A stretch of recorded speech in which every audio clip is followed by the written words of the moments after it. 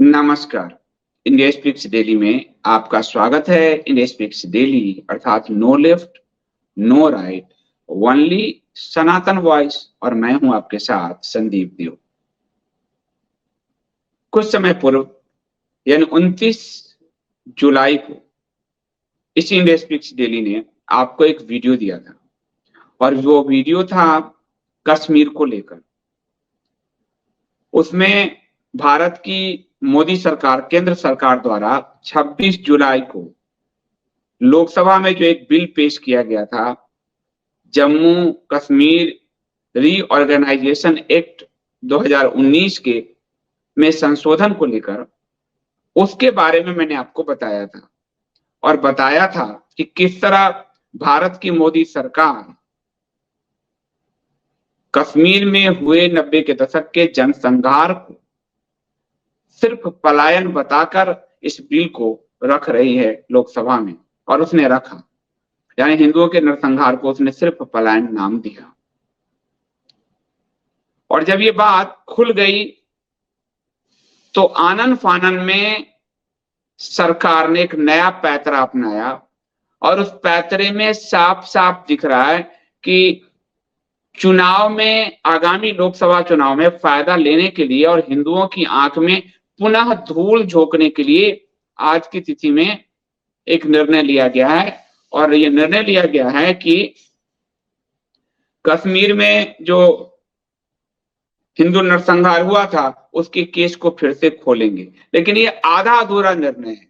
लोकसभा में जो कानून बनाने की संस्था है, वहां नरसंहार को पलायन बताकर और लोकल लेवल पर एक जांच जैसा कुछ खोलने का फैसला का एक सुर्रा छोड़कर ये साफ साफ हिंदुओं की आंख में धूल झोंकने का एक प्रयास है। मोदी सरकार की मंशा यदि साफ होती तो लोकसभा में जो 26 को बिल पेश किया गया उसमें ही हिंदू कश्मीरी नरसंहार होता, शब्द होता, लेकिन नहीं। तो बड़ी ही चालाकी से, और यही नहीं, अभी लगातार हिंदू फिर से मारे जा रहे हैं। 21 हिंदू मारे जा चुके हैं टारगेट किलिंग में। ये जो गुस्सा है, उस गुस्से को सोखने के लिए भी ये एक जुमला उछाला गया है। ये जुमला ही है और इस जुमले में हिंदुओं को ठगने का, चीट करने का की मंशा साफ दिख रही है। इसलिए इंडिया स्पीक्स डेली के साथ आप बने रहिए। वो कश्मीर वाला इशू आपको कोई यूट्यूबर्स नहीं दिखाया, सरकारी यूट्यूबर्स। और उसकी परिणति, रिफ्लेक्शंस जो हैं, क्या आए वो रिफ्लेक्शंस आज दिख गया। तो साफ है कि आपको चीट करने के लिए जो लोग लगाए गए हैं, मीडिया में ने भी इस पे बात नहीं की। इतना बड़ा बिल पेश किया गया, सोशल मीडिया ने भी इस पे बात नहीं की। इतना बड़ा बिल पेश किया गया। इस बिल को सबसे पहले कोई संज्ञान में लेकर आया पब्लिक डोमेन में, तो वो एकम सनातन भारत दल के राष्ट्रीय अध्यक्ष अंकुर शर्मा लेकर आए। और सोशल मीडिया पे हमने, एकम ने, और फिर मैंने वीडियो करके इसको रूप आगे लोगों तक पहुंचाने का प्रयास किया और बाकी लोगों ने इसको ढका। और आज उसका इंपैक्ट देखिए कि आंख में धूल झोंकने का एक नया डब्बा उछाल दिया गया। तो आप लोग इंडिया स्पीक्स के साथ बने रहिए, क्योंकि खबर सच्ची तो आपको यहीं मिलेगी और कहीं नहीं मिलेगी। बाकी तो चापलूसी का दुकान चल रहा है, क्योंकि जिस खबर को छुपा दिया जाए वहां पत्रकारिता हो ही नहीं सकती।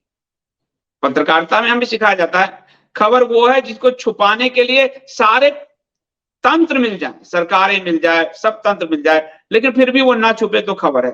तो ये सरकार, मीडिया और सोशल मीडिया के जो सरकारी तंत्र, यूट्यूबर्स हैं, उन्होंने पूरा प्रयास किया था, पर ये छुपी नहीं। और छुपी नहीं तो सरकार को एक पैतरा आजमाना पड़ा। उसी पैतरे को आज मैं आपको डिकोड करूंगा। तो आप लोग वीडियो को लाइक कर लीजिए, चैनल को सब्सक्राइब कर लीजिए, बेल आइकन दबा लीजिए, ज्वाइन बटन के जरिए चैनल को बचाए रखिए। ये आपका चैनल है जो साफ सुथरी बात करता है, सीधे सीधा बात करता है। और 100 रुपीज पर मंथ के जरिए आप कंटेंट का छोटा सा मूल्य चुकाइए। कंटेंट का मूल्य चुकाया जाना चाहिए ताकि पत्रकारिता चलती रहे। और इसके लिए डिटेल आपके स्क्रीन पर, आपके पिन कमेंट में, डिस्क्रिप्शन में है। यदि आपको इंडिया स्पीक्स की पत्रकारिता पसंद नहीं है तो बिल्कुल भी कंटेंट का मूल्य मत चुकाइए। तो मैं लौटता हूं इस प्रोमो के बाद, तब तक आप इसे सब जगह शेयर करें।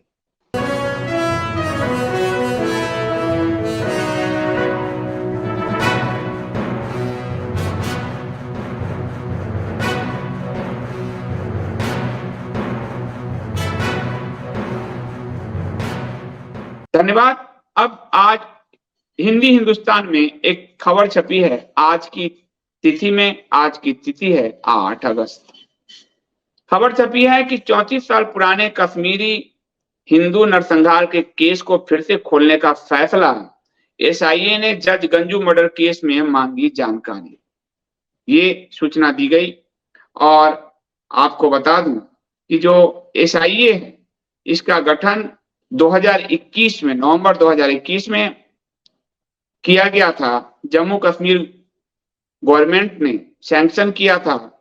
एसआईए यानी स्टेट इन्वेस्टिगेशन एजेंसी होगा एसआईए। ये स्पेशलाइज्ड इन्वेस्टिगेशन बॉडी होगा राज्य का। एनआईए के तर्ज पे इसको बनाया गया था नवंबर 2021 में। और कश्मीर सरकार की, अब तो केंद्र ही चला रही है उसको, कश्मीर को, आपको ध्यान है, मनोज सिन्हा जी एलजी है वहां के।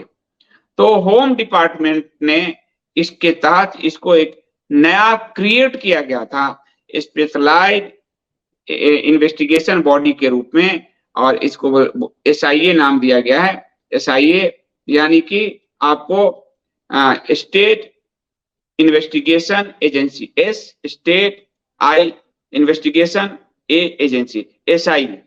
अब इस एसआईए को एक जांच मार्ग किया गया। इस एक एसआईए ने इसमें लोगों से जानकारी मांगी है, लोगों से पूछा है कुछ सवाल।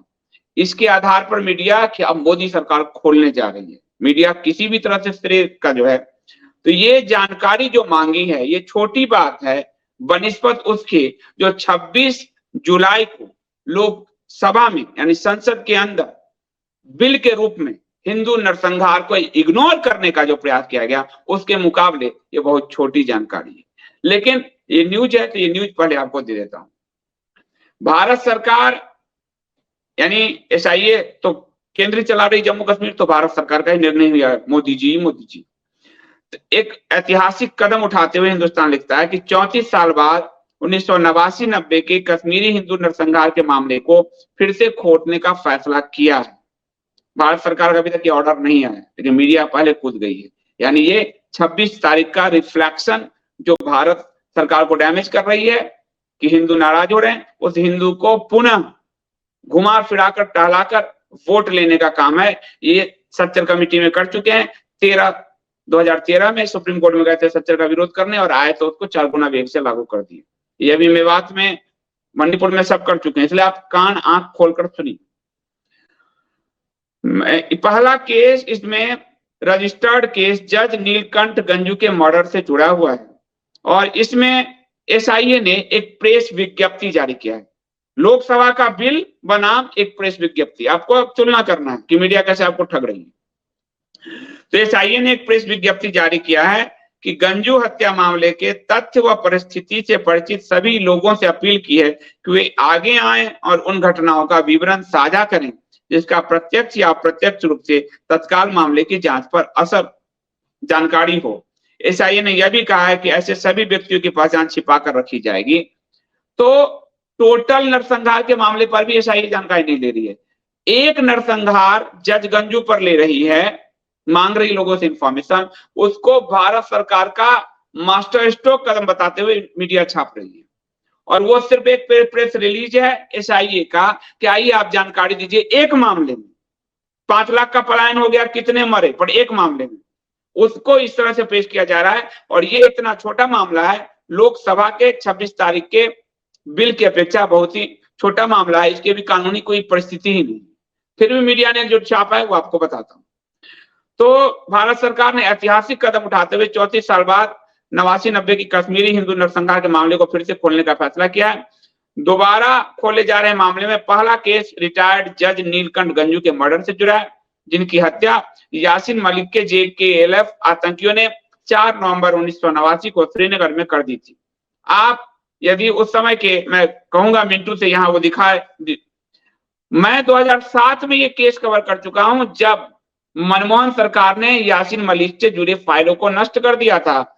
तब विपक्ष में भाजपा थी, अरुण जेटली, सुषमा स्वराज ने ये सवाल भी नहीं उठाए थे। तब दैनिक जागरण के प्रथम, मैं अकेला रिपोर्टर था पूरी रिपोर्टिंग में, जैसे आज अकेला हूं, जब इसके पूरी सीरीज छापी थी मैंने दैनिक जागरण में पहले पेज पर।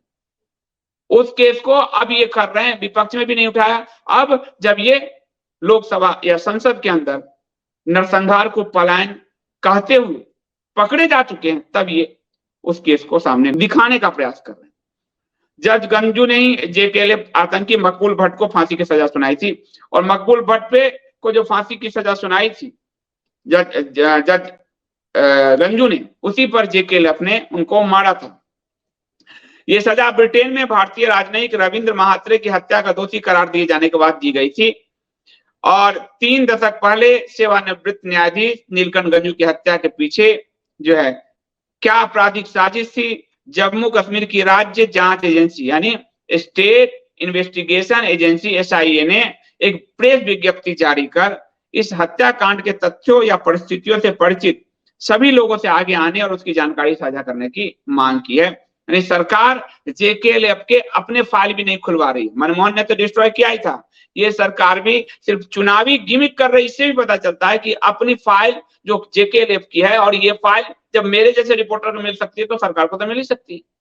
तो जेकेएलएफ के उस समय के CID की रिपोर्ट में है ये बात, उसकी जगह ये जनता को, क्योंकि इससे मीडिया न्यूज बने, और न्यूज बने तो महामानव जी बड़े दिखे कि देखो महामानव ने 34 साल बाद कर दिया, और जो संसद में बिल पेश किया गया नरसंहार को पलायन करके, वो लोग भुला सके।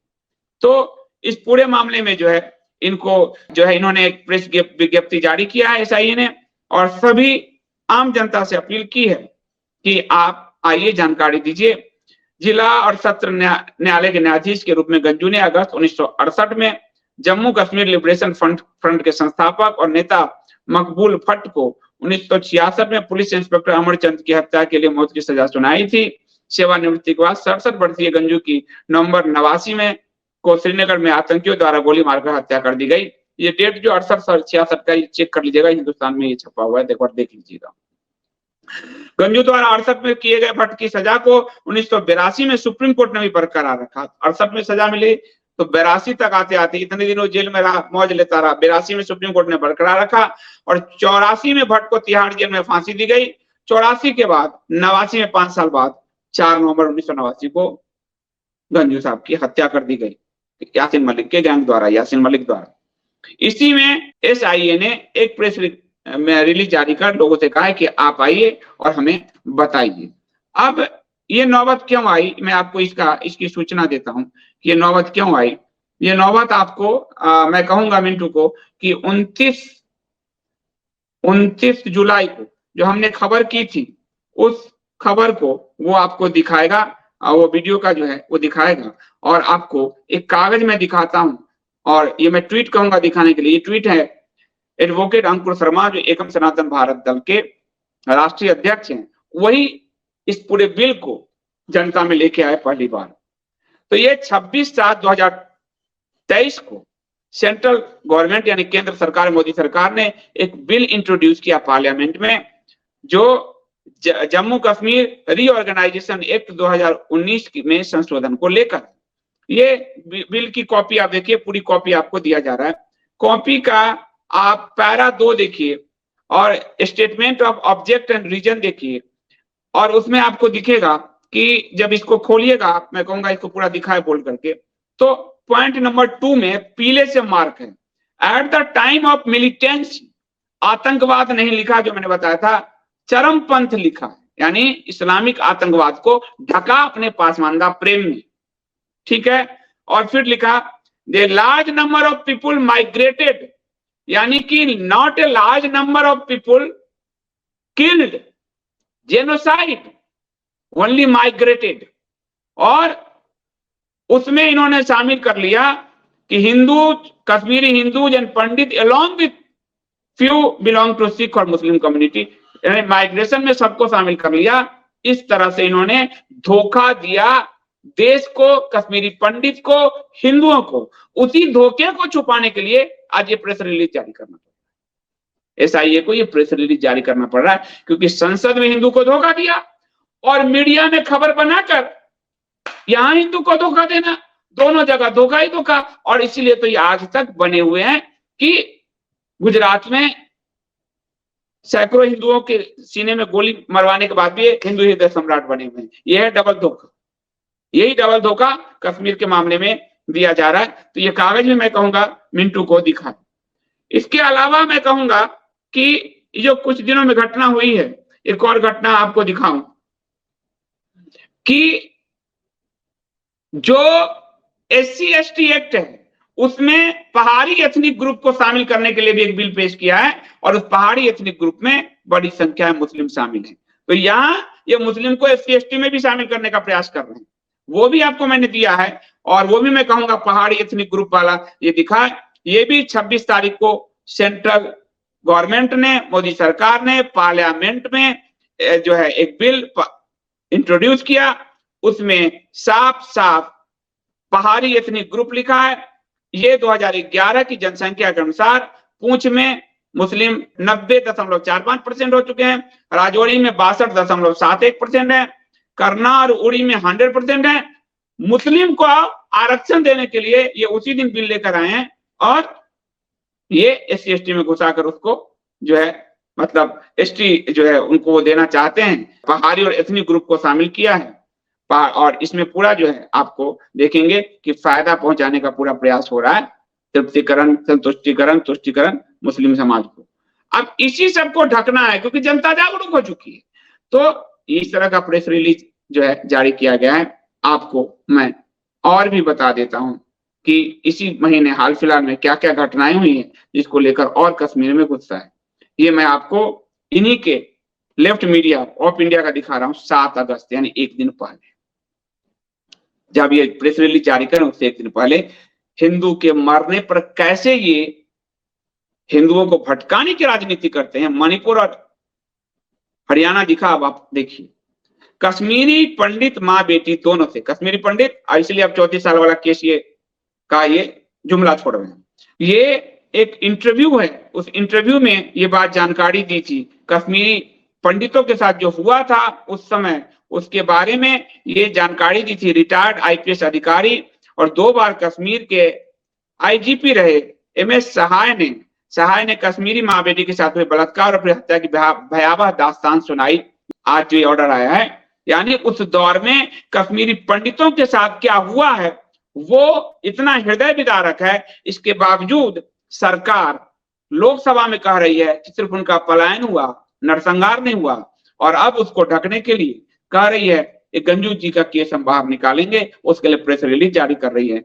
जो इसे सहाय ने जो बताया, ये एक YouTube चैनल पे, उसमें साफ साफ कहा कि कश्मीर फाइल में जो दिखाया गया कुछ तो नाटकीय है, परंतु उन्होंने कहा कि मैं एक कश्मीरी हिंदू महिला और उसकी बेटी से जुड़े हुए दास्तान आपको बता रहा हूं। दोनों के साथ रेप किया गया, इसके बाद उनके जननांग में गोली मार दी गई। लड़की की मौके पर ही मौत हो गई थी। जब मैं वहां पहुंचा लड़की की मां जिंदा थी, मैं उसे लेकर हॉस्पिटल जा रहा था, लेकिन रास्ते में उसकी भी मौत हो गई। इससे भयानक क्या होगा। यानी उस दौर को पुनः जीवित किया गया। और ये वो YouTube चैनल है जिस चैनल पे एक आरोप लगा कि सरकार ने कुछ स्पॉन्सर किए हैं हाल फिलहाल में। इसके स्क्रीनशॉट वायरल हुए थे, अब किए हैं या नहीं, लेकिन पीयूष गोयल उस पर ये घटना लाई गई और उस घटना के बाद एक दिन के बाद ये एक प्रेस रिलीज जारी किया गया हिंदुओं के जख्म को कुरेद कर उसका वोट में तब्दीलीकरण करने के लिए। ये बात, वरना ये सहाय साहब पहले भी आ जाते, लेकिन कानूनी रूप से जैसे सच्चर कमेटी से मार दिया और बाहर त्रिपुंड लगाया, उसी तरह कानूनी रूप से लोकसभा में तो नरसंहार को पलायन कहा और बाहर रूप में इसको उभारने के लिए अपने राइट मीडिया को पूरी तरह से लगा दिया। तो ये हुआ। उसके बाद आपको जो मैं बताऊं कि कश्मीर में जो हुआ अभी हाल के फिलहाल में, आप अगर अमित शाह जी का बयान देखें तो आतंकवाद को किसी धर्म से ना जोड़िए। उसके बाद आप देखेंगे कि कश्मीर में जो 370 हटाया, डोमिसाइल एक्ट लागू किया, एग्रीकल्चरल सर्टिफिकेट लागू किया ताकि कोई आ ना सके। ये धोखा दिया जनता को, ये धोखा भी एलजी मनोज सिन्हा ने खोल दिया। No outsider being given land under PMAY, यानी किसी आउटसाइडर को नहीं, हिंदू बाहरी जो भारत के हैं, तो ये भी इनका मुखौटा खुल गया। उसके बाद दहशत में एक और खबर मैं दिखा रहा हूं, 80% पंडितों ने कश्मीर छोड़ा, कर्मचारी बोले हम डिप्रेशन में हैं। ये सरकार 2023 तक आवास देगी, तब तक देर हो चुकी होगी। और 32 साल बाद पुनः कश्मीर घाटी से कश्मीरी पंडितों का पलायन आरंभ हुआ मोदी सरकार में। ये रिपोर्ट आप देख लीजिए, किस स्थान से कितना पलायन हुआ, इसकी रिपोर्ट भी यहाँ छापी गई है, मैं मीडिया का आपको दे रहा हूं। तो घाटी में प्रधानमंत्री के पैकेज और अनुसूचित जाति जैसी श्रेणी में 5,900 हिंदू कर्मचारी हैं, जिसमें से 1,100 ट्रांजिट कैंपों के आवास में हैं। 5,900 जो हिंदू कर्मचारी, उसमें से 1,100 ट्रांजिट कैंप में रह रहे हैं। अब सुनिए, जबकि 4700 निजी आवास में रह रहे हैं। और निजी आवास और कैंप में रहने वाले कर्मचारियों में से 80% कश्मीर छोड़कर जम्मू पहुंच गए हैं। अभी मोदी सरकार में पलायन क्यों? क्योंकि टारगेट किलिंग की गई। 22 में 19 लोगों को टारगेट किलिंग करके आधार कार्ड देकर मारा गया और 23 में 2 और को मारा जा चुका है। तो स्थिति जो है आपको आज भी भयावह है। इसके बावजूद 26 तारीख को लोकसभा में पेश किया कि 90 के दशक में कश्मीर में नरसंहार नहीं हुआ था, पलायन हुआ था। और अब उसको कवर अप करने के लिए जनता में, कानून में तो पलायन दिखा रहे हैं और जनता में त्रिपुंड वाला कालनेमी रूप दिखाने के लिए प्रेस रिलीज जो है स्पेशल इन्वेस्टिगेशन एजेंसी से जारी करवा दिया है कि हम 34 साल वाले केस खोलेंगे। और उसमें एक गंजू साहब का केस सामने ले आया है और बाकी दक्षिणपंथी यूट्यूबर्स और मीडिया को आगे किया ताकि उस जख्म को और कुरेदा जाए, दिखाया जाए, ताकि आपको जब देखेंगे तो आपको याद आ जाएगा, एकाएक याद आ जाएगा। अभी भूल गए हैं, याद आ जाएगी। फिर उसमें ये एक प्रेस रिलीज आएगा कि मोदी सरकार खुलवाने जा रही है, आप मास्टर स्ट्रोक समझ नहीं पाओगे, वोट करोगे। ये इनकी एक घृणित हिंदू के नरसंहार पर एक घृणित तरह की राजनीति है। आपकी मंशा यदि साफ है, प्रधानमंत्री जी, गृह मंत्री जी, केंद्र सरकार जी, एलजी जी, सब, तो आप जो 26 तारीख को लोकसभा में बिल पेश किए हैं, उस बिल में पलायन को हिंदू नरसंहार लिख दीजिए, तो समझेंगे कि आप कानूनी रूप से हिंदुओं को अधिकार दिलाना चाहते हैं, वरना जुमलेबाजी में हिंदू फंसकर मर ही रहा है। तो आज के लिए इतना ही। इस खबर पर आप लोग नजर बनाए रखिए, क्योंकि सोशल मीडिया आपको गुमराह करने के लिए और मेन स्ट्रीम मीडिया गुमराह करने के लिए बड़े पैमाने पर लगा दिया गया है। तो खबर पर नजर रखिए, क्योंकि सच को सच की तरह पेश करने की जगह झूठ को की तरह पेश किया जा रहा है, और ये बहुत ही दुखद है। और इस दुखद घटना से हिंदुओं को सबक लेने की जरूरत है कि आप किसी पर भरोसा ना करें, वरना आपके साथ कालनेमी हमेशा खेल करते रहेंगे।